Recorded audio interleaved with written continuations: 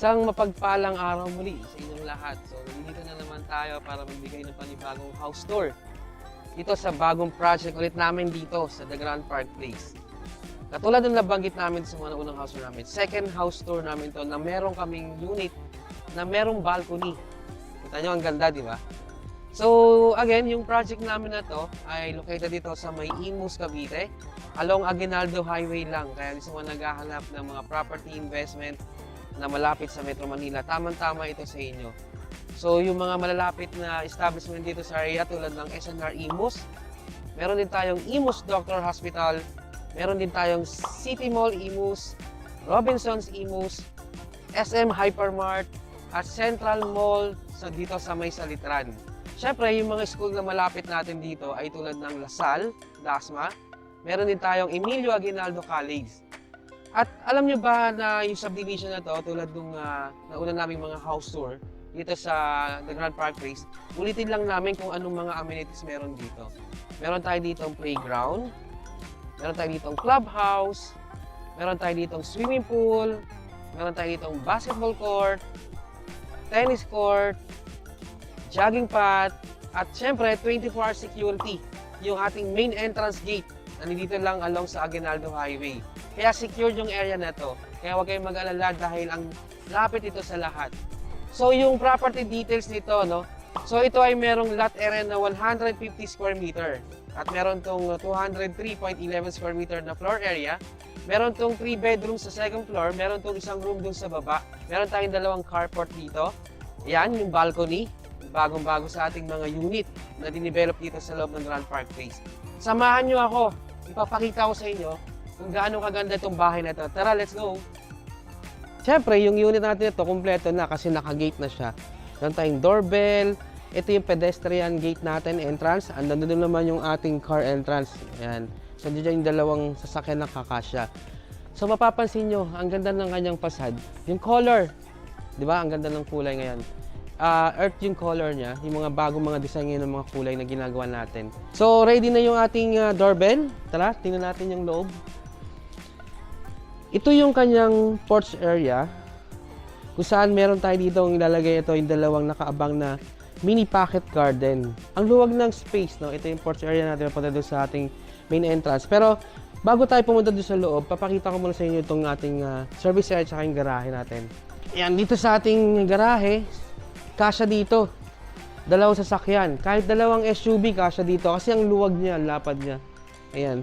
And dito sa ground floor, nandito sa natin makikita, itong dalawang box na to, ito yung electrical panel para doon sa mga cable line, telephone line, tapos meron tayo ditong outlet para kung maglilinis ng sasakyan, pwede rin. So, syempre, hindi mawala dito yung yung water hose para pag naglilinis tayo ng ating mga sasakyan at pag naglilinis tayo nitong garahe natin. So, dito yung way na papunta doon sa service area. Ayan, mapapansin nyo, naka-pivot tayo dito. Ito, pivot to. And yung side na to, lalagyan natin yan ng grass kasi gagawin natin yung mini pocket garden. So, yung unit na to is almost 100% na. Siguro mga nasa 95 na kasi for turnover na to. Doon sa mga naghahanap ng RFO, tamang-tama ito. Halos lahat naman ng ino-offer namin dito sa The Grand Park Place ay ready for occupancy na. Tara, tingnan natin yung likod. So, ito, meron na siyang dito yung naka-propose yung ating aircon sa baba. Ito yung may mga window tayo dito. So dito ngayon yung kanyang service area. Ito yung laundry area. At ito nakaabang na. Dito ilalagay itong water tank na to. Ito ay 700 liters na Inca yung brand. So siyempre alam naman natin kahit na malakas yung pressure ng water natin dito, hindi naman na tayo basta-basta nawawalan. Kaya lang iba pa rin talaga yung meron tayo naka-reserve na water. Para just in case, diba, yung mga emergency. Tara, tuloy tayo. Pero bago tayo tumuloy, tingnan mo muna natin tong main door natin. Isa solid wood siya. Ang tibay, tsaka ito yung handlebar natin to. Round siya. And dito sa likod, nandito yung kanyang electrical panel. Kung saan General Electric o GE yung ating brand. At makita niyo naman yung ginamit nating mga fuse box dito. Ayan, mga branded dyan, mga GE.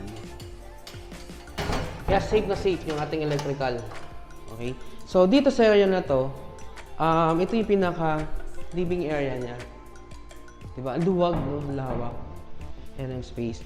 So, dito yung ating proposed na yung ating TV, yung entertainment natin. Maglagay tayo dito ng sofa, doon sa kabila. Kasi itong mga nakaabang na yung ating pang cable, tsaka itong saksakan ng TV. So, dito sa side, meron tayo ditong sliding na window. Ayan, pahaba siya. Ayan, ang ganda. Tapos dito, another window. Actually, ang hangin eh. Hindi mo na kailangan mag-aircon. Kahit nga naka-steam siya, pumapasok pa rin yung hangin niya. Ayan. Ito yung kanyang living area. So, dito naman, yung propose natin ng dining area. Ito, dining area. Kasi doon yung papuntang lanay. And ito yung ating kitchen area. So, ito, kasama na sa turnover natin. Itong cabinet na to. And ito, naka-install na. Meron na rin tayong mga hanging cabinet. Ayan. Tapos, ito, may mga cabinet na natin tayo dito. So, yung propose natin dito, yung gas range natin. Kasi pwede tayo maglagay ng range hood dito. So, ang ganda. Ito yung mga bago natin kinakabit dito sa ating kitchen. Pati yung wall nito, ang ganda. So, may mga cabinet. So, dito meron tayo ditong yan, sliding na window. And ito yung papunta doon sa service area. Tulad ng mga door, solid na wood yung ginamit natin dito. So, yun, nakita naman natin yung kanina yung service area. So, dito naman tayo ngayon sa kanyang first room dito sa kanyang ground floor. Tingnan natin, tara. Yun, dito sa ground floor, yung room na to, yung sabi ko nga, either pwedeng gawing maid's room or elderly room. Dito meron tayo nitong owning na window. And meron tayong naka-installed na hanging cabinet. Ayan, tapos dito yung propose natin na aircon. Siguro pwede ka rin mag-split type ito kasi magbubutas ka lang ng maliit yan. And dito siguro yung propose na, actually dito talaga yung propose na TV niya sa side na to kasi may mga outlet na tayo doon. And dito yung kanyang toilet and bath. Yung toilet and bath dito sa ground floor, sa common area siya, no? Kasi parang two-way siya. Meron siyang way doon sa sala at meron siya dito sa room number 1 dito sa ground floor. Yun. Ang ganda ng lapad ng stairs. Karamihan naman ng house natin is same lang yung mga size na stairs na ginagawa natin. At saka yung materials. No, lagi naman tayong gumagamit ng apitong wood dun sa ating mga steps. Ayan, pati yung ating handrails. So, wood yung nasa babaw. Solid wood to and ito yung steel to, tubular na steel. Ang tibay, kasi ito mo kahit hindi mo mauga. And ang taas ng ating ceiling. Ganda, no? So, meron tayo ditong meron tayong window and yun yung ating sun para pumapasok yung araw dito sa loob. Ganda. So, dito ngayon tayo sa second floor. Yung second floor natin, ito yung wood planks yung ginamit natin dito sa buong ground floor nito. Sa buong floor pala, sorry, na second floor.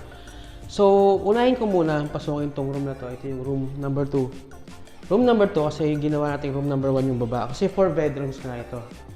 So, dito meron tayong naka-ready na vanity. Maglalagay na lang kami dito ng mirror. Ayan. So, meron tayo ditong sliding. And yung ating proposed na aircon na window type. So, ito yung kanyang saksakan, outlet. So, dito pwede ka maglagay ng TV. Sa side na to. Kasi, dito naman yung mga ready na nakaabang na pang cable line. Tsaka yung ating saksakan ng electrical na outlet. So, dito, yung kanyang toilet and bath. Yung ginamit namin materials dito is posy, sabal, posy. So, maglalagay lang kami dito ng mirror. At ito yung kanyang shower area na naka-enclose na rin. Meron tayo dito owning na window. So, ito sliding yung ating shower enclosure. Ayan. Ito yung room number 3. From stairs, pag akyat mo, room 2 and room 3. Hindi naman siya sobrang tapat na tapat. So, same din ang ginamit natin na door, wood. And yung proposed natin na aircon dito is window type. So, meron tayo ditong owning na window. And meron tayo ditong vanity. So, dadagdag na lang natin ng mirror. And meron din tayong closet, cabinet. Ayan. Next natin is yung kanyang master bedroom. So, from stairs, yung master bedroom dito sa kaliwa. Ito yung main door ng master bedroom. Is same lang ng mga bedroom 1, 2, and 3 natin. Wood din siya. So, ito yung kanyang toilet and bath dito sa loob ng master. Siyempre, pag master talagang magandang kanyang toilet and bath. So ito, same din na wood. Ating shower na naka-enclose na rin. Kanina yung shower natin doon sa kabila is yung pag-open niya is isang diretso lang na sliding. So ito naman, pag ganito naman siya. Para di siya takaw ng space. At syempre, hindi mawawala yung ating bathtub. Okay, so dito sa master bedroom, meron pa rin tayong ito 4-door na closet. Dito yung kanyang vanity pa rin na mirrored lang din ng kulang. Mapapansin ang luwag ng kanyang master bedroom. So dito yung kanyang papuntang balcony. Sa balcony, syempre yung ating door is sliding. Kasama na yung screen. And dito sa labas, ayan, so parang tanaw mo yung neighbor mo. Pag gusto mo magpahangin, mag-relax, mag-coffee, di ba? Meron pa tayo ditong space. Pwede kang maglagay ng maliit na table. Yun, bago tayo mag-end, kung bago ka pa lang sa aming channel, huwag mong kalimutan na mag-like, mag-subscribe, pa-share na rin ng aming mga video, and pa-hit na rin ng notification bell para lagi kayong updated do sa mga bago naming house tour. Kung kayo interested dito sa property na to, maaari nyo kami makontak sa number namin dyan sa baba. Tawag na para i-request na natin yung mga bold details, i-reserve na natin kung naibigan nyo. Kasi mabilis lang maubos yung mga project namin dito. So, by the way, my name is James De La Rosa from H&H Real Estate Marketing, nagsasabing thank you so much sa parating yung pagsubaybay sa aming mga video. And thank you so much. God bless you all. Thank you for watching. Bye!